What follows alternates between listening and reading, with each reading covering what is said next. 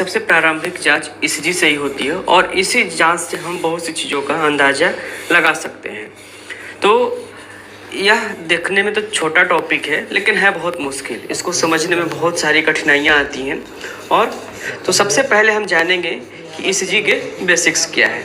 यह एक lecture series है जिसमें कि 3 से 4 वीडियो हम अपलोड करेंगे। आज की वीडियो में हम सिर्फ आपको ईसीजी के बेसिक्स के बारे में बताएंगे। तो देखते हैं कि ईसीजी क्या होता है और इसको कैसे आसानी से हम रीड कर सकते हैं और किसी की भी डायग्नोसिस आसानी से हम बना सकते हैं। तो चलिए शुरू करते हैं बेसिक्स ऑफ ईसीजी। ईसीजी एक ऐसा इंस्ट्रूमेंट है जो हार्ट की इलेक्ट्रिकल एक्टिविटी को रीड करता है।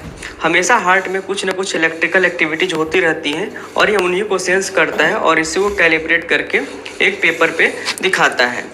ईसीजी जो है मेनली इलेक्ट्रिकल इवेंट्स में जो होते हैं हार्ट में डिपोलराइजेशन होता है और रीपोलराइजेशन, यानी कि हार्ट एक बार कंट्रैक्ट करता है और एक बार रिलैक्स करता है, जिसको कि हम सिस्टोल और डायस्टोल भी कहते हैं। तो इलेक्ट्रोग्राम है क्या? The conduction of impulse through the heart generates electrical current that spreads towards the surface of the body.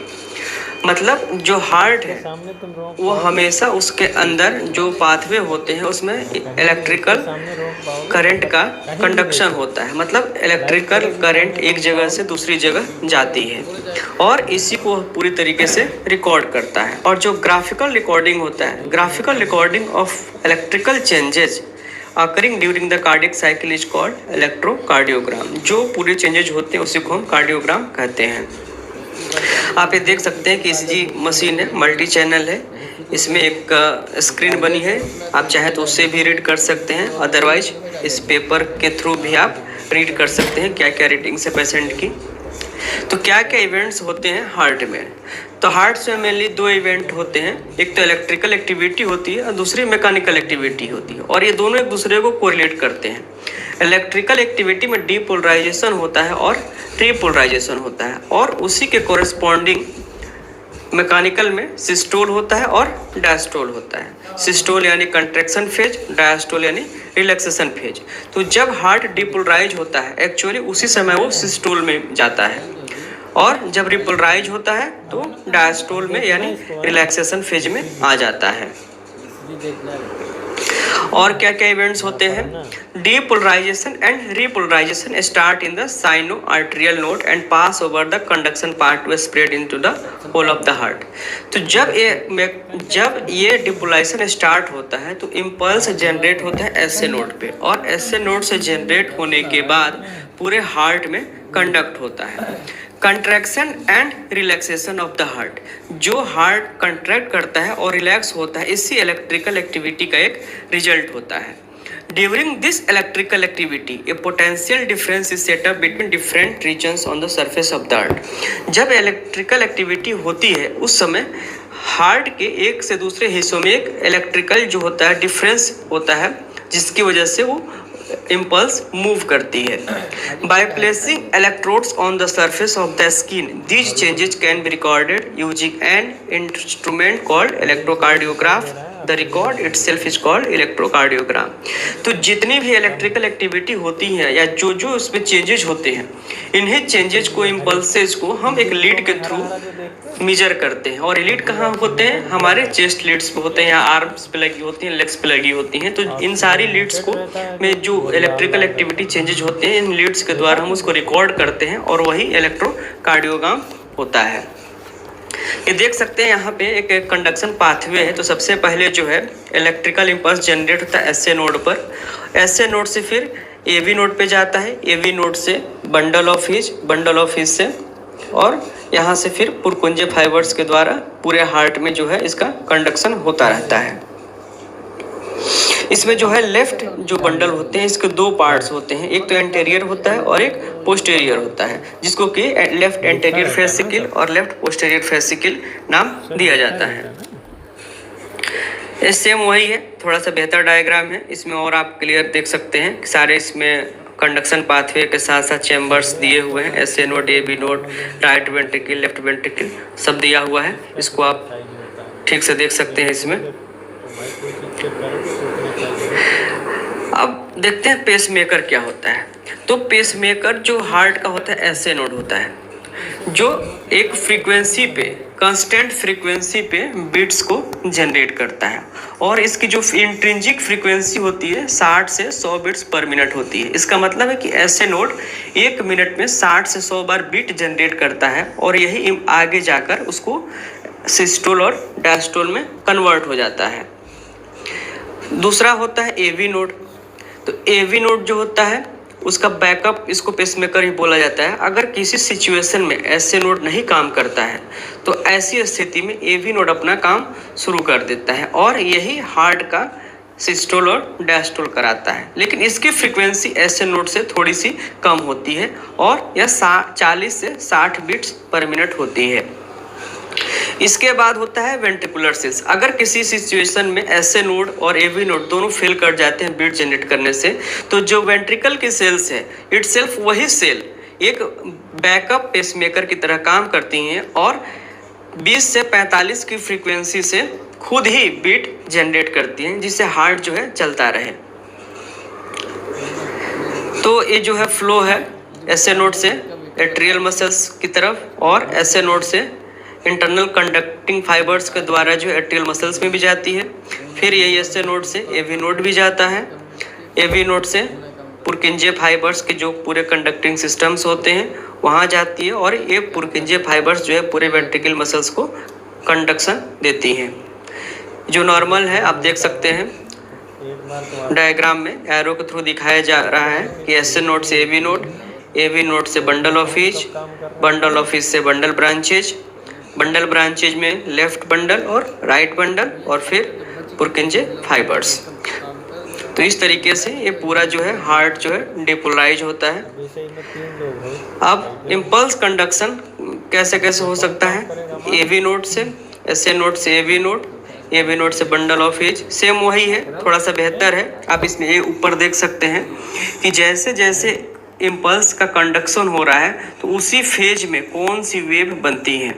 तो आप देख सकते हैं कि ऐसे जब ऐसे नोड था तो पी बना, ऐसे से एवी तक पी आर, फिर बंडल ऑफ ईच में, और जब वेंट्रिकुलर कॉन्ट्रैक्ट करता है उस समय पी आर एस कॉम्प्लेक्स बनता है। तो इस तरीके से हमने कंडक्शन पाथवे देख लिया। अब देखते हैं कि लीड्स कितनी होती हैं और क्या इनके इम्पोर्टेंस हैं। तो एक लीड्स तो वैसे तो इन्फिनिट हो सकती हैं, चाहे जितनी हम लगा लें, लेकिन एक हमारे रूटीन में जितना हमको डायग्नोसिस में हेल्प मिलता है तो 12 लीड्स होती हैं। यानी कि मिनिमम 12 लीड्स आपके पास होनी चाहिए जिससे आप किसी फाइनल डायग्नोसिस में पहुंच सकते हैं। तो इसमें कुछ लीड्स को जो है चेस्ट लीड्स बोलते हैं, वेंट्रिकुलर लीड्स बोलते हैं, स्टैंडर्ड लीड्स बोलते हैं, ऑगमेंटेड लीड्स बोलते हैं। तो ये अलग अलग नामों से इनको डिनोट किया जाता है। तो देख सकते हैं कि इंफीरियर लीड्स में 3 होते हैं, L2, L3, AVF, जो नीचे की तरफ से देखते हैं। Lateral Leeds L1, AVL, V5 and V6, और जो एंटीरियर लीड्स होते हैं, तो जितने चेस्ट लीड्स होते हैं वेंट्रिकुलर लीड्स उन्हीं को एंटीरियर लीड्स बोला जाता है और इनको V1, V2, V3, V4, V5, 6 से डिनोट किया जाता है।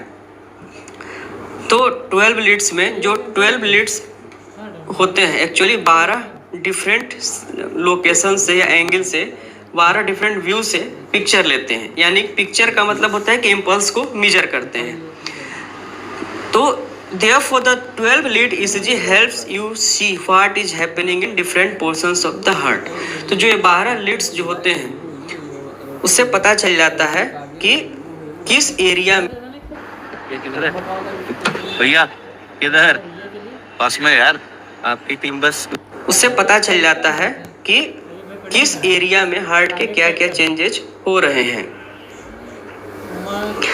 और the rhythm strip is only one of these 12 views. इसमें से जो 12 लीड्स में से सिर्फ एक ही लीड ऐसी रहती है जो कि हमारे हार्ट को रिदम को चेक करती है और वो जनरली सेकेंड लीड होती है। तो जो 12 लीड्स हमने देख लिया है कि जो 12 लीड्स होते हैं अलग अलग एंगल से व्यूज लेती हैं और इसमें जो है सेकेंड लीड होता है वह रिदम स्ट्रिप के रूप में हम उसको यूज करते हैं।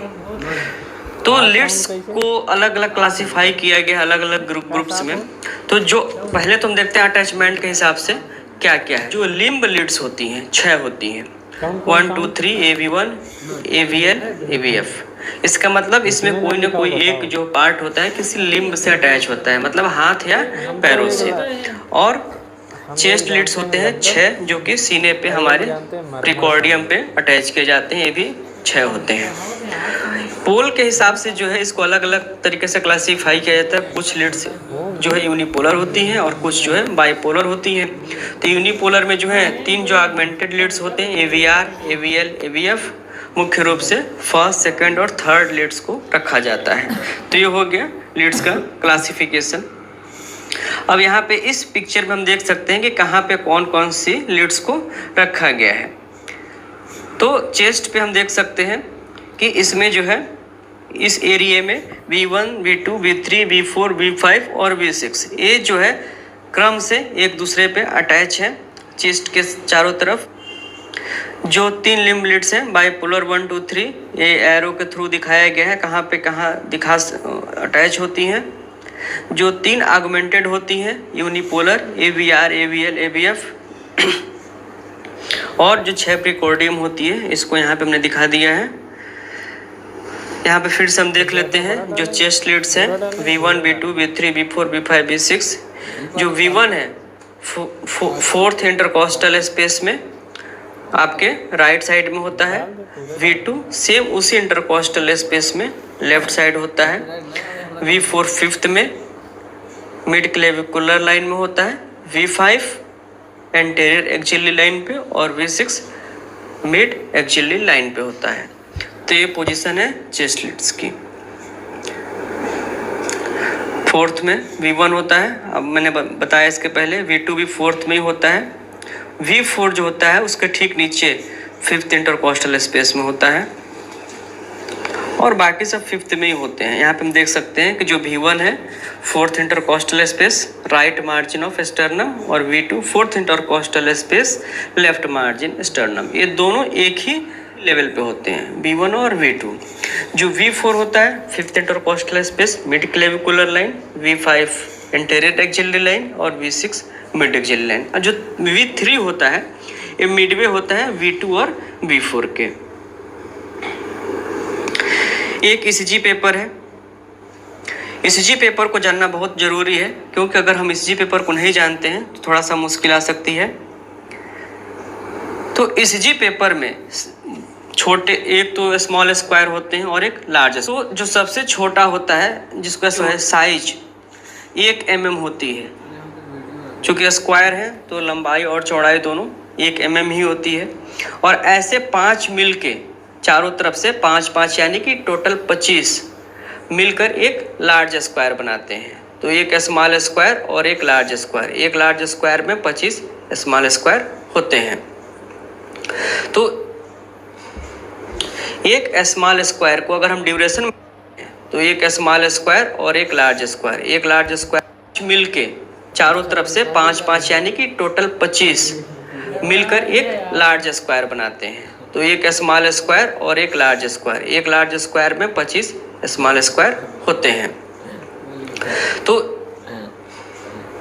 एक स्मॉल स्क्वायर को अगर हम ड्यूरेशन में देखें तो 0.04 सेकेंड का होता है और इससे 5 से मल्टीप्लाई कर देंगे तो जो एक लार्ज स्क्वायर होता है वह 0.2 सेकेंड का होता है। और अगर वर्टिकली देखें तो वर्टिकली हम स्केल इस पे वर्टिकली हम ECG पेपर पे वोल्टेज लेते हैं तो एक स्मॉल जो होता है 0.1 मिलीवोल्ट का होता है। मतलब अगर एक लार्ज की बात करेंगे तो 0.5 मिलीवोल्ट और 2 लार्ज स्क्वायर की बात करेंगे तो 2 लार्ज स्क्वायर मिलके होते हैं 1 मिलीवोल्ट। बहुत आसान है इसको याद करना। हॉरिजॉन्टल जहाँ पे हम टाइम स्केल रखते हैं तो टाइम पे एक स्मॉल स्क्वायर होता है 0.04 और एक लार्ज होता है उसको 5 से मल्टीप्लाई कर देते हैं तो 0.20 सेकेंड। और वर्टिकली जहाँ पे हम वोल्टेज देखते हैं वहाँ पे लार्ज बॉक्स होता है 1 लार्ज बॉक्स 0.1 मिलीवोल्ट और 1 स्मॉल स्क्वायर 0.1 मिली सेकेंड 0.1 मिलीवोल्ट। तो अब आते हैं wave component in ECG record. तो एक ECG जब हम रिकॉर्ड करते हैं तो कौन कौन से वेव्स आते हैं। तो पहला तो है P वेव, दूसरा क्यूआरएस कॉम्प्लेक्स और तीसरा T wave. P QRS T complex यहाँ देख सकते हैं। पी वेव का मतलब होता है atrial depolarization, QRS ventricular depolarization, T wave ventricular repolarization. तो जो पी वेव है एट्रियल डिपोलाइजेशन का मतलब इस समय एट्रिया कंट्रैक्ट कर, वेंट्रिकुलर कंट्रैक्ट करता है यानी सिस्टोल के फेज में रहता है, और टी वेव में वेंट्रिकुलर रिपोलाइजेशन होता है, इसका मतलब डायस्टोल फेज में होता है। हार्ट इस समय रिलैक्स करता है।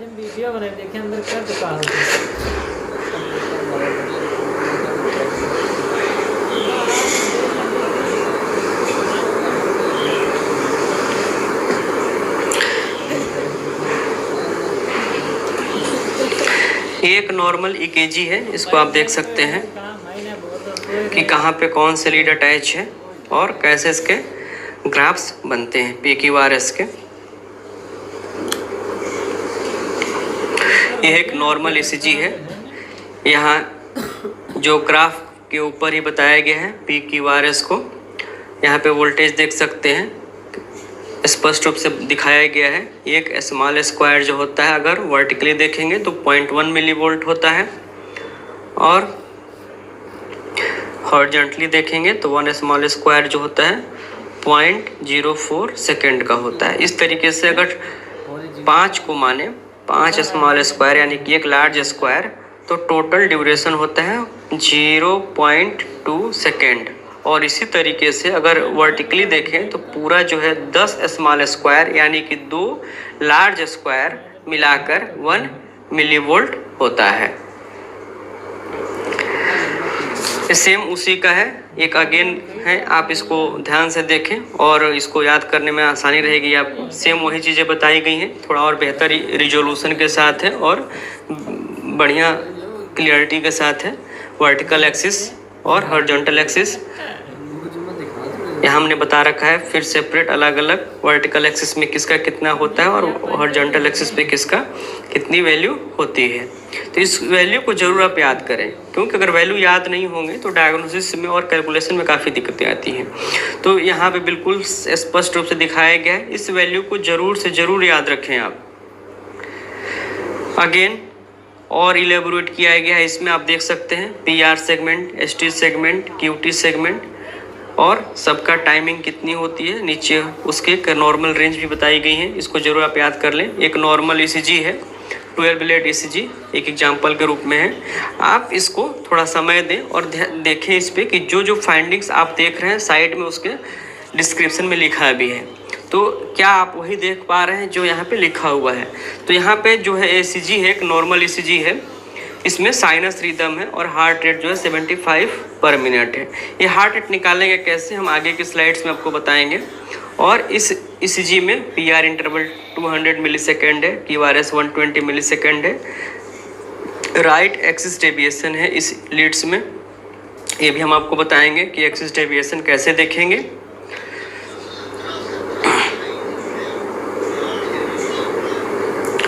अब आते हैं वेव्स पे। तो पी वेव क्या होता है कि first wave as per cardiac cycle recorded in the ECG।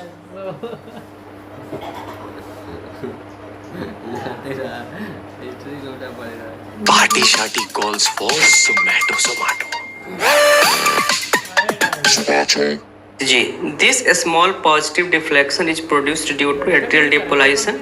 This wave is followed by atrial contraction. QRS क्या होता है? It is a large wave that represent the spread of depolarization through the ventricular musculature. तो जो P wave है वो सबसे पहला होता है डिपोलाइजेशन फेज का, जिसमें कि एट्रिया कंट्रैक्ट होती है और वहाँ से जब इम्पल्स आगे मूव करता है तो जाता है वेंट्रिकल में, और जब वेंट्रिकल कंट्रैक्ट करती है तो वेंट्रिकुलर कंट्रैक्शन के कारण ही क्यूआरएस कॉम्प्लेक्स जनरेट होता है। It has a complex shape primarily because of the conduction pathway from bundle of his through Purkinje fibers towards apex of the heart and returns through the right and left ventricle wall towards the base of ventricular chambers. तो actually होता क्या है कि इसमें पहले तो जो impulse spread होती है और फिर वापस आती है। टी वेव क्यों बनता है कि जब वेंट्रिकुलर रिपोलाइजेशन होता है, यानी कि वेंट्रिकल रिलैक्स होते हैं या डायस्टोल के फेज में जाते हैं, तब टी वेव बनता है। पी आर इंटरवल क्या होता है? पी आर इंटरवल जो होता है the time from beginning of the P wave to the beginning of QRS complex, यानी कि जब ऐसे नोड पे इम्पल्स जनरेट हुआ और ए वी नोड तक गया, तो इस दौरान जो समय लगता है वही पी आर इंटरवल होता है। Indicates the interval between activation of S A node and the beginning of ventricular depolarization. तो बिल्कुल आसान है कि एट्रिकल एस ए नोड के एक्टिवेशन से लेकर जो वेंट्रिकुलर डिपोलाइजेशन होता है उसके बीच का टोटल समय है जिसको पी आर इंटरवल कहा जाता है, और इसकी नॉर्मल रेंज होती है 0.16 टू 0.2 सेकेंड। तो इसको आसानी से याद रखने के लिए आप ऐसे याद रखिए कि 200 मिली सेकेंड से कम होना चाहिए पी आर इंटरवल हर हाल में। अगर इससे ज़्यादा है तो कहीं ना कहीं कार्डियक ब्लॉकेज हो रहा है।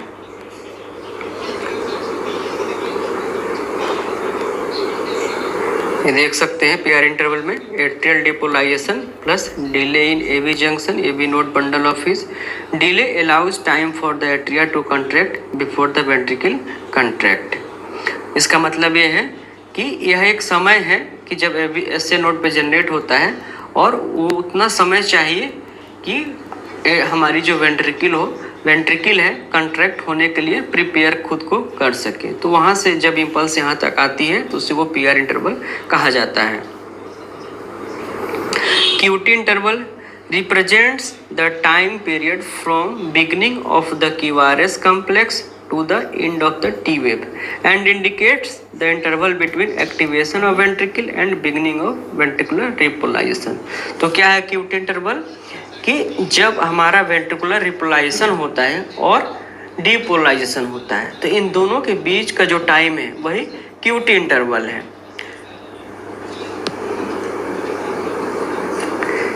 एसटी सेगमेंट क्या है?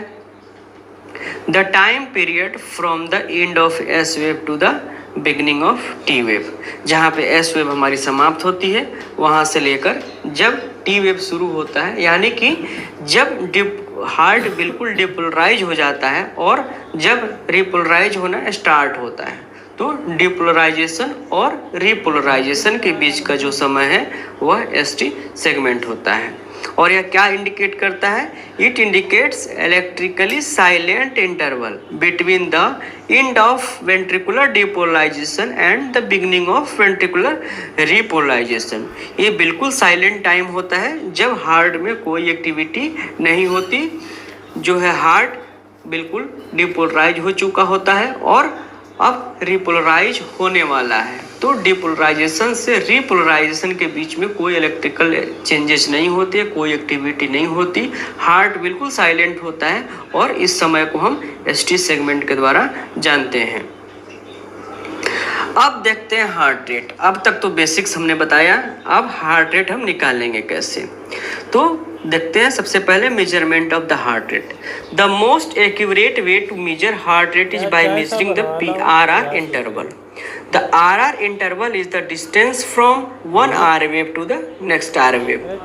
When measuring the RR interval, takes the beginning of one QRS complex and count the number of little boxes up to the beginning of the next QRS complexes. Divide this number into 1500. This method of calculating the heart rate is valid if the heart rate is regular. तो क्या तरीका बताया गया heart rate निकालने का कि किसी भी पेशेंट का अगर हार्ट रेट हमें निकालना है तो उसकी ECG हम लेंगे और ECG में किसी भी एक लीड में, जनरली हम इसको सेकेंड लीड में लेते हैं, दो आसपास के QRS कम्प्लेक्स को देखते हैं और जो बिल्कुल आसपास के हो, मतलब ये लगातार एक के बाद जो दूसरा क्यूआरएस कॉम्प्लेक्स हो, इसमें आर वेव दोनों की देखते हैं और दोनों आर वेव के बीच टोटल कितनी स्मॉल स्क्वायर्स है उसको काउंट कर लेते हैं। क्या समझा? जो आसपास की, मतलब एक के बाद जो दूसरी क्यूआरएस कॉम्प्लेक्स बना है, तो इन दोनों क्यूआरएस कॉम्प्लेक्स की आर वेव के बीच में कितनी स्मॉल स्क्वायर्स हैं, और इस स्मॉल स्क्वायर्स को काउंट करने के बाद 1500 को इन्हीं नंबर से डिवाइड कर देते हैं, यानी कि heart rate is equal to 1500 divided by number of small squares between two consecutive R waves. Clear? यहाँ पे देख सकते हैं कि एग्जाम्पल दिया गया है, दो यहाँ पे लगातार जो क्यूआरएस कॉम्प्लेक्स बने हैं, तो आप आर आर के बीच में 26 स्मॉल स्क्वायर्स हैं, 26 बॉक्सेज हैं स्मॉल वाले, और निकालने के लिए क्या किया गया है, 1500 में 26 से डिवाइड किया गया है और आंसर आया है 58। तो इस पेशेंट का हार्ट रेट हो गया 58। बिल्कुल आसान है, और अगर हमको पता चल गया हार्ट रेट कितना है, तो इससे हम अंदाजा लगा सकते हैं कि टैकीकार्डिया में है या ब्रैडीकार्डिया में है या नॉर्मल है। इस केस में इस पेशेंट की जो है हार्ट रेट 58 आया है, जो कि 60 से कम है, तो इसको हम साइनस ब्रैडीकार्डिया कहेंगे। अगर 60 से ऊपर होता, 100 से नीचे होता तो नॉर्मल कहते, और अगर 100 से ज़्यादा होता तो उसको टैकीकार्डिया कहते। अब हार्ट रेट से हमें क्या क्या इंटरप्रिटेशन हम कर सकते हैं। Once you have measured the heart rate, you need to decide whether it is normal और एबनॉर्मल। तो जब हम हार्ट रेट निकाल लेंगे तो हमको 3 कंडीशंस पता चल जाएंगी कि या तो ब्रेडिकार्डिया में है, मतलब हार्ट रेट 60 से नीचे है, या तो नॉर्मल है यानी हार्ट रेट 60 से 100 के बीच में है, या हार्ट रेट 100 से ज़्यादा है, इसका मतलब टैकीकार्डिया में। तो ये सब कंडीशंस हैं कि to ask about heart rate, is the heart rate below 60 beats per minute, is the heart rate above 100 beats per minute. तो ये 2 चीज़ें आपको पता चल जाएंगी। तो अगर 60 से कम है तो वो होता है साइनस ब्रेडिकार्डिया, या सिंपली कहेंगे हम ब्रेडिकार्डिया। तो ब्रेडिकार्डिया अगर आता है तो किन देखो सुना क्या, ड्रीम 11 के ड्रीम सेल में 11 लोग करोड़पति बन रहे हैं। हर मैच में 11 करोड़पति। ड्रीम 11 का ड्रीम सेल, पहले 5 मैच में 11 करोड़पति।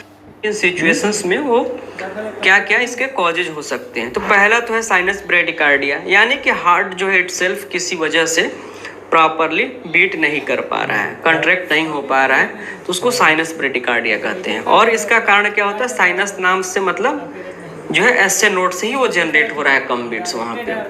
दूसरा है सिक साइनस सिंड्रोम, इसका मतलब एसए नोड में कोई ना कोई प्रॉब्लम है, कोई इलेक्ट्रिकल चेंजेज हो रहे हैं, या कहीं ना कहीं कोई फाइब्रोसिस हो रही है, या इनफैक्ट कुछ है जिसकी वजह से साइनस बीमार है, उसको सिक साइनस सिंड्रोम कहते हैं।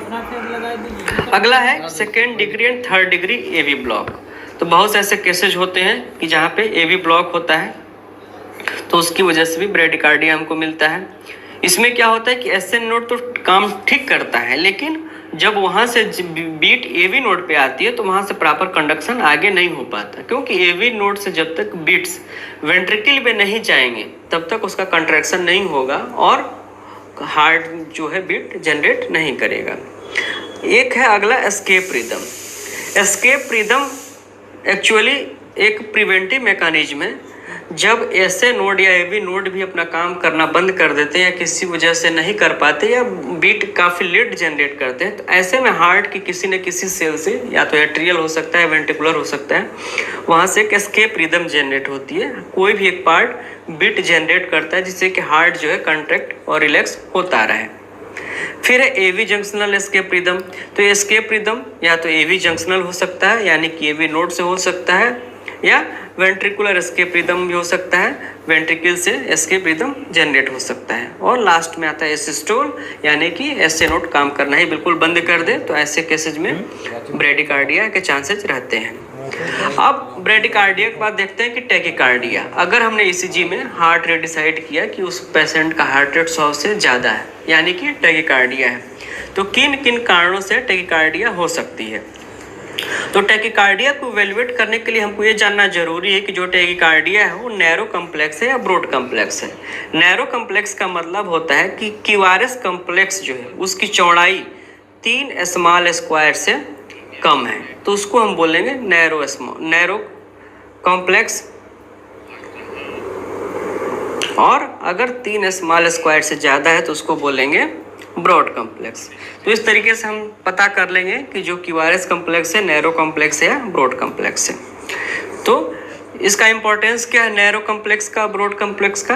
अगर नैरो कॉम्प्लेक्स है तो उसको हमेशा सुप्रावेंट्रिकुलर टैकीकार्डिया बोलते हैं। इसका मतलब टैकीकार्डिया का कारण कहीं ना कहीं सुप्रावेंट्रिकुलर है, वेंट्रिकल के ऊपर के सारी चीज़ें हैं। और अगर ब्रॉड कॉम्प्लेक्स टैकीकार्डिया है तो उसमें कारण कहीं ना कहीं से वेंट्रिकल में ही है। तो हमको ऐसे में अगर वाइड कॉम्प्लेक्स है या ब्रॉड कॉम्प्लेक्स है तो हमको एट्रिया के बारे में सोचना ही नहीं है, स्टेनोडेवी नोड के बारे में सोचना ही नहीं है। इसमें कहीं ना कहीं पैथोलॉजी वेंट्रिकल में है। तो किन किन कारणों में होता है, तो पहला है sinus tachycardia, atrial tachycardia, atrial Flutter, atrial fibrillation, ये भी रीएंट्री टैकीकार्डिया। तो ये जितने यहाँ पे कारण बताए गए हैं ये सभी नैरो कॉम्प्लेक्स टैकीकार्डिया के हैं। और यहाँ पे जो भी कारण होता है एटियोलॉजी होती है हमेशा सुप्रा वेंट्रिकुलर होती है। आप देख सकते हैं यहाँ पे जो भी यहाँ पे लिखा गया है सब वेंट्रिकल के ऊपर के ही पार्ट हैं। और जो ब्रॉड कॉम्प्लेक्स है वाइड कॉम्प्लेक्स है इसमें केवल वेंट्रिकुलर टैकीकार्डिया होती है, इसमें कारण वेंट्रिकल में ही होता है। ये हार्ट रेट का एग्जाम्पल है, इसको आप लोग वीडियो को पॉज करके इसमें कैलकुलेट करें जिससे आपको आसानी से याद भी रहे और इसको नोट कर लें कि इसमें कितना है। एक दूसरा एग्जांपल है हार्ट रेट का, इसमें आप सेम वही, हाँ इसको स्किप बिल्कुल ना करें क्योंकि स्किप करेंगे तो फिर वही होगा कि जितना अभी तक आपने सीखा है फिर भूल जाएगा। तो इसको करने के बाद ही आगे बढ़े। करना कैसे है आपको मैं बता चुका हूँ पहले, फिर एक बार रिपीट कर देता हूँ कि हार्ट रेट निकालने के लिए जो लगातार क्यूआरएस कॉम्प्लेक्स हैं उनमें से आर वेव के बीच की जितनी भी स्मॉल स्क्वायर्स हैं उनको काउंट करना है और इससे 1500 को डिवाइड करना है, तो वही आपका हार्ट रेट होता है। अगेन यहाँ पे बिल्कुल काउंट करके भी लिख दिया गया है, इसको आप कैलकुलेट कर लें, से याद रहेगा। अगेन एक और एग्जाम्पल हार्ट रेट का, एक और एग्जाम्पल हार्ट रेट का, इसको आप लोग जरूर करें, बिल्कुल स्किप ना करें, पास ना करें। अब आते हैं एक्सिस डिटर्मिनेशन पे।